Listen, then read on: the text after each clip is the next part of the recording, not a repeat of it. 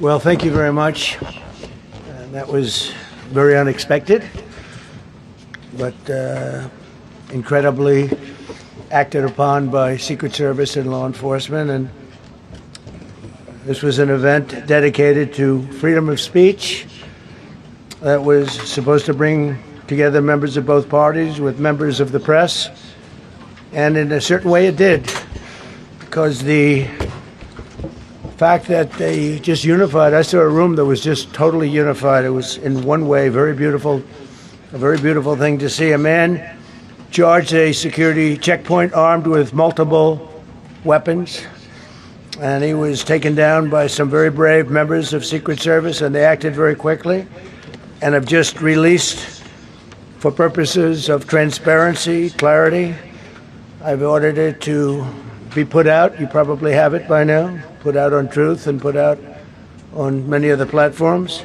A tape showing the violence of this thug that attacked our Constitution, and also showing how quickly Secret Service and law enforcement acted on our country's behalf.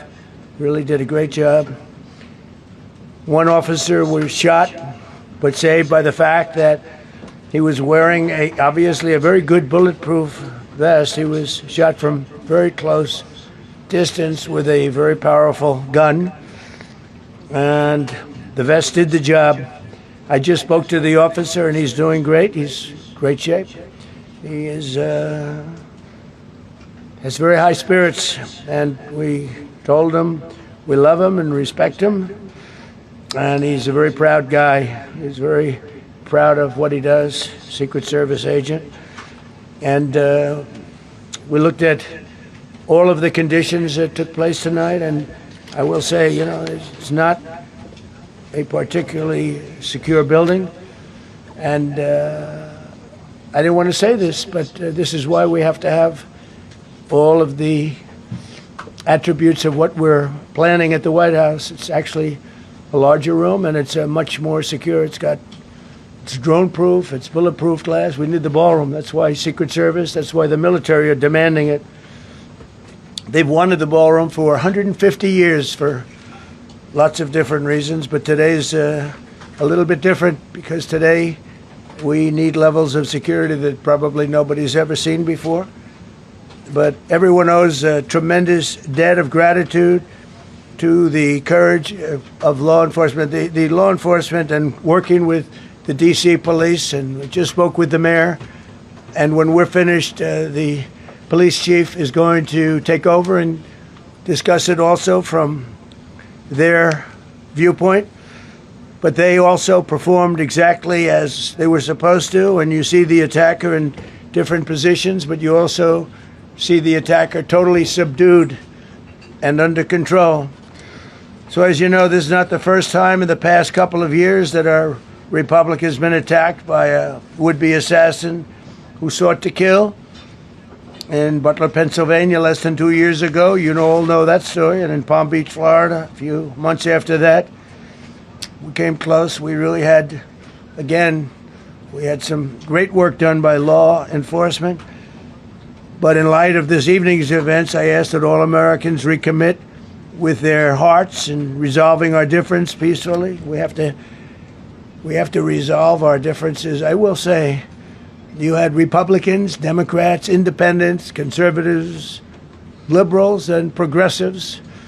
Those words are interchangeable, perhaps, but maybe they're not. But yet everybody in that room, big crowd, record-setting crowd. There was a record-setting group of people, and there was a tremendous amount of love and coming together. I watched, and I was very, very impressed by that. But First Lady and I were taken very well care of, very quickly rushed off the stage. Vice President J.D. Vance, who's here, was likewise beautifully done. He was just saying how quickly everybody acted, law enforcement, Secret Service in particular in this case, but law enforcement. Marco had the same thing. Pete was there. Pete didn't want any help. He didn't want anybody to help him. He doesn't want anybody to help him, but he did get some, didn't you? And I think you also said that it was very impressive. So with that, I'd like to ask Todd Blanche to come up, say a few words, and tell you it's already underway. The man has been captured. They're going to his apartment. I guess he lives in California, and he's a sick person, a very sick person, and we don't want things like this to happen. I think it's very important that I say, though, and I told the representatives of the evening, they did such a beautiful job. It was such a beautiful evening.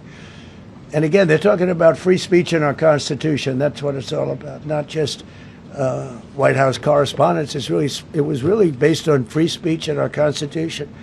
But I said very importantly that we'll do it again within the next 30 days, and we'll make it bigger and better and even nicer. So I just want to thank everybody that was involved. I also want to thank the press, the media. You've been very responsible in your coverage. I will say I've been seeing what's been out. You've been very responsible. So Todd Blanche, I'd like to say a few words, and then we're going to have cash. And then you're going to go on. We can ask, I guess we can take a couple of questions. I want to thank the First Lady that was a rather traumatic experience for her. There was a lot of action taking place up there very quickly. But again, the response time was really incredible. And we're going to reschedule. We're going to do it again. We're not going to let anybody take over our society. We're not going to cancel things out because we can't do that. We wanted to stay tonight. I will tell you, I fought like hell to stay. But it was protocol. They said, please, sir, because they didn't know there was a lot of action going on, and they didn't know could there be probably a lone shooter, but we'll find out. We'll find out very quickly. They have it very well under control. So I want to thank everybody very much. And Todd Blanche, please. Thank you very much, Mr. President. Tonight you saw the very worst and the very best of this country. You saw the very worst by the actions of that coward that the President just talked about. But you also saw the very best because you saw law enforcement do exactly what they're supposed to do. And you'll see the videos come out, I expect, very shortly, and you'll see law enforcement do exactly what we want them to do. And so I echo what President Trump just said, that we are extraordinarily grateful and appreciative of the men and women of law enforcement that did their jobs tonight, including one who was injured. This investigation is ongoing. I expect you will see charges filed shortly. The charges should be self-evident given the conduct, but as you'll hear, there will be multiple charges surrounding the shooting, around the possession of firearms, and anything else that we can get on this guy. The investigation is obviously ongoing and just started. There's federal law enforcement already working on search warrants and doing their job, and I don't want to get ahead of them and don't want to get ahead of the work that they're doing even as we speak.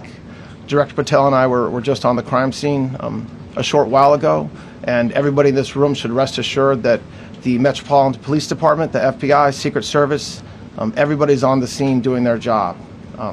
I know that the police chief is going to give an update from the scene as soon as we're finished here, and I obviously will lead the details of what they have learned to him. But in the meantime, I just want to thank everybody in this room for the courage. And I want to thank President Trump for his words, and I promise you, justice will be served. Thank you. Dr. Patel. Thank you, General. Thank you, Mr. President. The President's absolutely right. You saw the best resolve of American law enforcement because you, Mr. President, inspire them 24/7, 365. You give them the resources that they need, and they know that you have their back. And that is a changing dynamic in this country, and that's why you saw brave Secret Service agents respond immediately, swiftly, subdue and take down the suspect, and safeguard the lives of thousands of individuals at that hotel. Thanks to our interagency partnership with the Department of Homeland Security and the Metropolitan Police Department, the FBI was rapidly deployed onto the scene, took over the evidence response unit, is examining all the ballistics that were found on scene to include the long gun and the shell casings. We are conducting witness interviews as we speak. You will hear from our team on the scene there with the mayor and the head of the FBI field division there. But please know what the Attorney General has just said reigns no truer. You saw the very best of America tonight. The very best unite us at a time of uncertainty, because we have leadership here with the president and the vice president that backs law enforcement, and the men and women that I shook their hands on the scene today could not have been prouder to show up on scene. And as the Attorney General said, make no mistake, we are conducting witness interviews. If you have any information whatsoever related to this event, 1-800-CALL-FBI. 1-800-CALL-FBI. No piece of information is too small. No piece of information is inadequate. We will evaluate it all. We will also be conducting interviews of those that were there. And if any of those individuals have information, please come forward to law enforcement or the FBI or the Metropolitan Police Department. We will be examining this individual's background thoroughly. That process has already started, and we are going to ensure that he was either a lone wolf actor or anyone else that was responsible. We will analyze all evidence immediately to make sure that we safeguard this country. Mr. President, Mr. Vice President, thank you for your leadership. Attorney General and Homeland Secretary Merlin, thank you for your partnership in law enforcement. Thank you, Ken. Okay, we'll do a couple, and then we go to the chair. Madam Chairman, I just want to say you did a fantastic job. What a beautiful evening, and we're going to reschedule. Okay. And after that, it's very tough for her to ask a killer question, right? But you have done a fantastic job. Please. Mr. President, I appreciate it. As you mentioned, it all happened so quickly, Yeah. and I wonder, especially because unfortunately you have experience with these sorts of threats. In that moment, when you realized there was a threat and service agents were telling us to get down, can you describe what was going through your mind, how you were feeling in that moment? That's a very good question, actually. It's always shocking when something like this happens. It's happened to me a little bit, and that never changes. The fact, we were sitting right next to each other, First Lady on my right, and I heard a noise and sort of thought it was a tray. I thought it was a tray going down. You know, I've heard that many times, and it was a pretty loud noise. And it was from quite far away. He hadn't breached the area at all. They really got him. But so it was quite far away, but it was a gun. And some people really understood that pretty quickly. Other people didn't. I was watching to see what was happening. Probably should have gone down even faster. Melania was very cognizant, I think, of what happened. I think she knew immediately what happened. She was saying, that's a bad noise. And we were whisked away along with other people, but we were really whisked away. And again, the performance of the Secret Service and the police, all of the law enforcement, I thought was really good. So it was very quick. There wasn't a lot of time to be thinking, because it was a matter of seconds before we were out the door and gone into an area. We very much, and you wanted to too, we very much wanted to continue it, because I don't like to let these sick people, these thugs, these horrible, horrible people, change the fabric of our life, change the course of what we do. So we held out. You were there. We held out right till the end, but they didn't want to take a chance, and I understand there was protocol. But we're going to be doing one hopefully within the next 30 days or sooner, and I am ready, willing, and able. And I was all set to really rip it. And I said to my people, this would be the most inappropriate speech ever made if I said what. So I'll have to save it. I don't know if I could ever be as rough as I was going to be tonight. I think I'm going to be probably very nice. I'll be very boring the next time, but we're going to have a great event. And you did a fantastic job. Thank you very much. Peter, go ahead. Thank you, President Trump. There's a report in the New York Post that this assailant assembled his weapon somewhere on site at the hotel. What do you think about that? And I ask respectfully, why do you think this keeps happening to you? Well, you know, I've studied assassinations, and I must tell you, the most impactful people, the people that do the most, you take a look at the people, Abraham Lincoln, I mean, you go through the people that have gone through this where they got them, but the people that do the most, the people that make the biggest impact, they're the ones that they go after. They don't go after the ones that don't do much because they like it that way. And when you look at the people that have either, whether it was an attempt or a successful attempt, they're very impactful people. Just take a look at the names there, the big names. And I hate to say I'm honored by that, but I've done a lot. We've done a lot. We've taken this country, and we were a laughing stock for years, and now we're the hottest country anywhere in the world. We've changed this country, and there are a lot of people that are not happy about that. So I think that's the answer, Peter. And after Butler, your team for a while rethought outdoor events. Yeah. Do you think that you now need to rethink No. indoor Well, events? but then you just don't do events. No, I can't do that. I have to. It is what it is. We have to do it. The room was very, very secure. He charged from 50 yards away, so he was very far away from the room. And what did you think when you saw the video of how fast he was running? He was moving. He was really moving. And the reaction time was great. Boy, those guys, they had their guns drawn literally by the time he was there. They were shooting. That's right. I thought they were very impressive. And if I didn't, I'd let you know. I'm not going to be, I would not stand for that. No, I thought they were very impressive. Thank you, President Trump, and thank you for updating us on Thank the you. suspect earlier. Were you aware of any threats? Was your team aware of any threats beforehand? And do you believe you were the target of this tonight? I guess. I mean, these people they're crazy. They're crazy. And, you never know. He was very far away from me. He had to go through a lot. We had resources all over. We had resources sitting at tables, literally in disguise, sitting maybe at your table, who knows? But we had people all over the room, so he had a long way to go. That was really a first line of defense, and they got him. And they really, they acted incredibly. No, there was no notification. We had no idea. Go ahead, Do you know Kevin. any political motivations from this? Well, you never know. suspect? Now, we'll be able to tell you that maybe by tomorrow or the next day. He's in custody, and they're asking him a lot of questions. I guess they're going over, Todd, and they're already at his apartment. He lives in California. Yes, sir. And they're over there, so they'll be able to tell you. Thank you, Caitlin. President Trump, did the suspect say anything, or was he wearing anything that would allege some type of motive here? No, I mean, he was a guy who looked pretty evil when he was down. They had him down. He was fighting hard. He was in my opinion, a sick person. Who would do that but a sick person? But I think you're going to find everything about him. No reason to talk about it now. But tomorrow at this time, long before this time, you're going to know a lot of things about him. They seem to think he was a lone wolf, and I feel that too. Are you concerned about U.S. Secret Service protection ability? We saw several of the detailees take minutes to be escorted out of the room.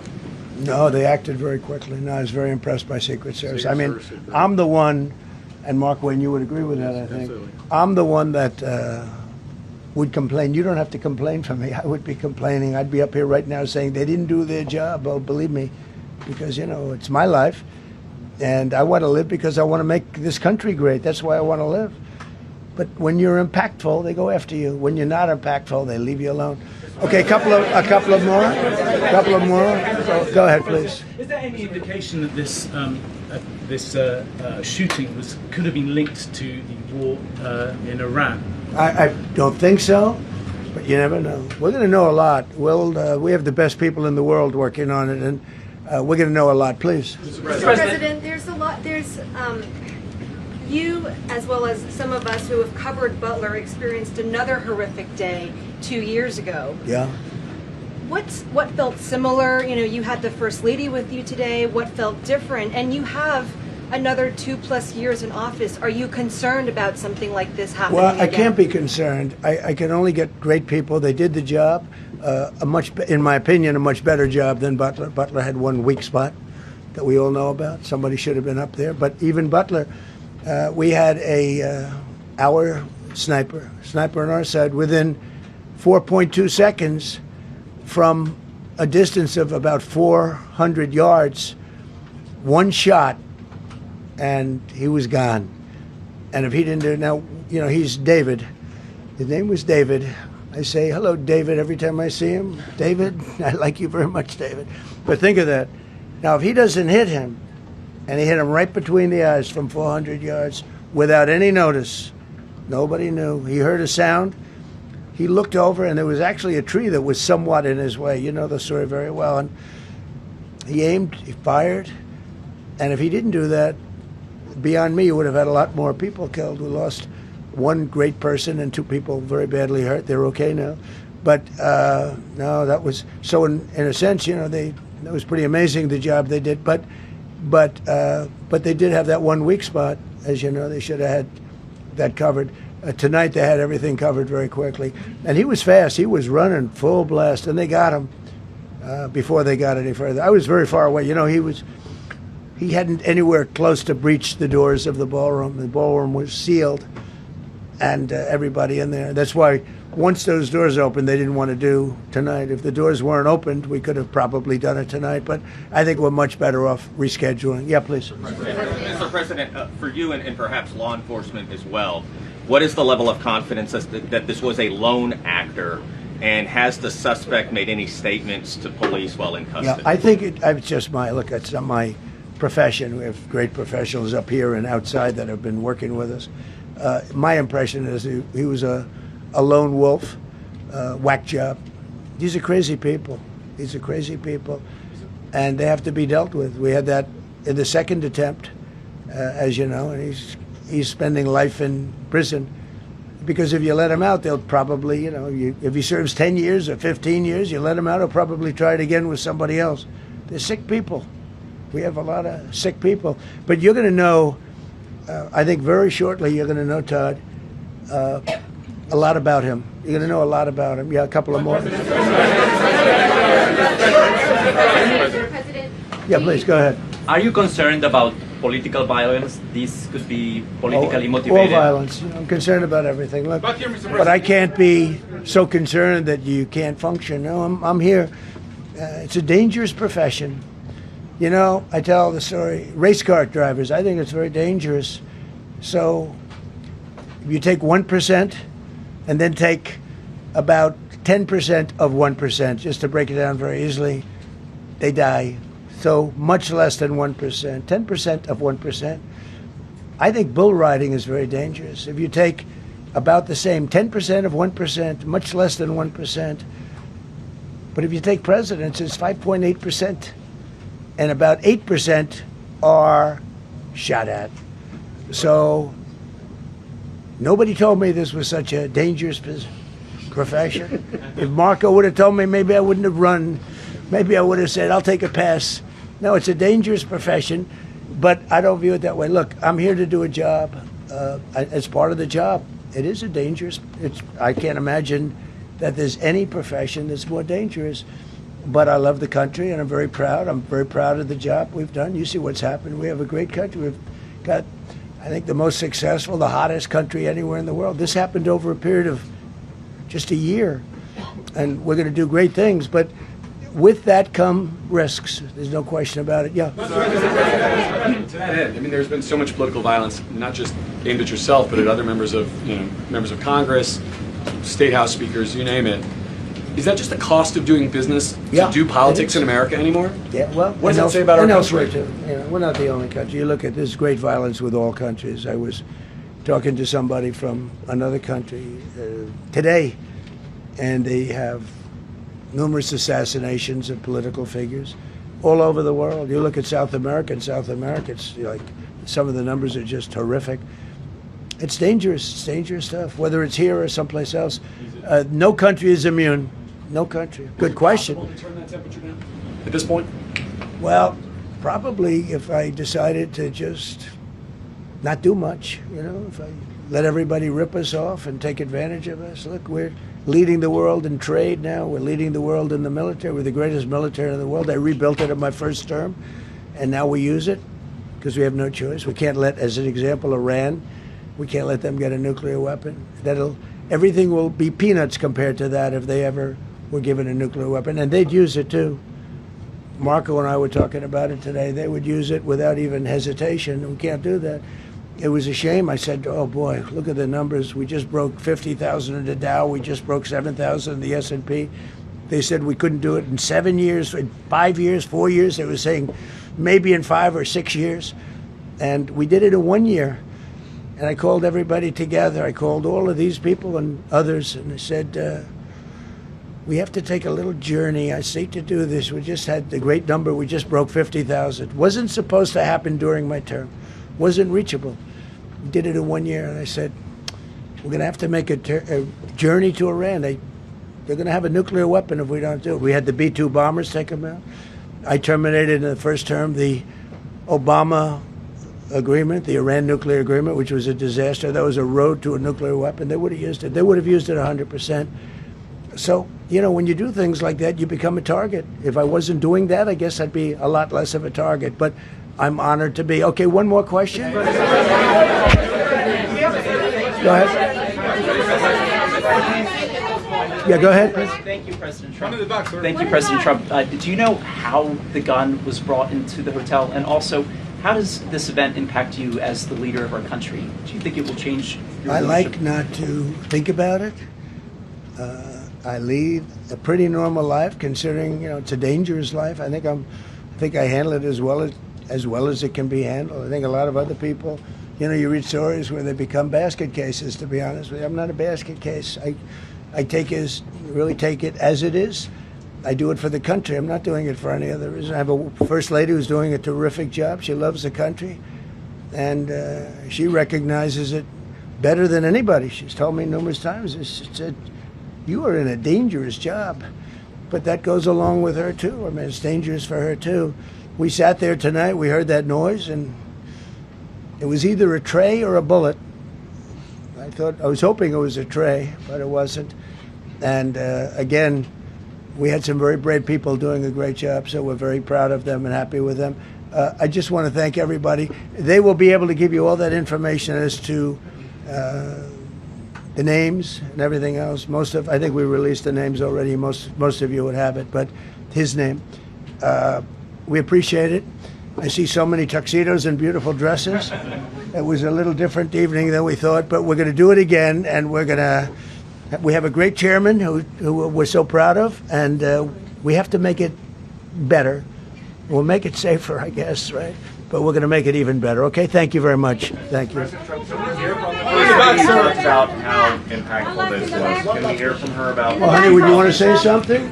Okay. Huh? One in the back. Right. Millions of people across the globe, in fact, are watching you. You demonstrated courageous leadership, and thank God you're alive. All of us are alive today. What is the message that you want to give to the world that this should change? What corrective measures can we take from here on? Well, all you can do, look, I don't care how many people you have, how good they are. They can be the greatest people. You have the greatest security in history. If you have a whack job who's got a brain, but it's a little bit distorted or a lot distorted, they can make trouble. I would say, Pete, right? They can make trouble. Some of these people are of genius level IQ, and they're nuts. So it can be trouble. So you do absolutely the best. You get the best. We have the best people. Well, look, it was proven tonight. He started running from 50 yards, and he was fast. He was like a blur on tape. He was moving. It was very impressive the way they got him, because a lot of people would be looking and saying, it's like a weird feeling, and they would let him get through, but they didn't let him get through. They drew those guns so fast. They looked like Matt Dillon. They looked like somebody that knew what they were doing. And what do we do? But it comes with the territory. And if you want to do a great job, I really believe that. And you take a look at what's happened to some of our greatest presidents, and it doesn't happen to people that don't do anything. And it's not going to deter me from winning the war in Iran. I don't know if that had anything to do with it. I really don't think so, based on what we know. But we're going to continue to do a great job. That's all I can do. Thank you very much. We'll see you tomorrow. Thank you.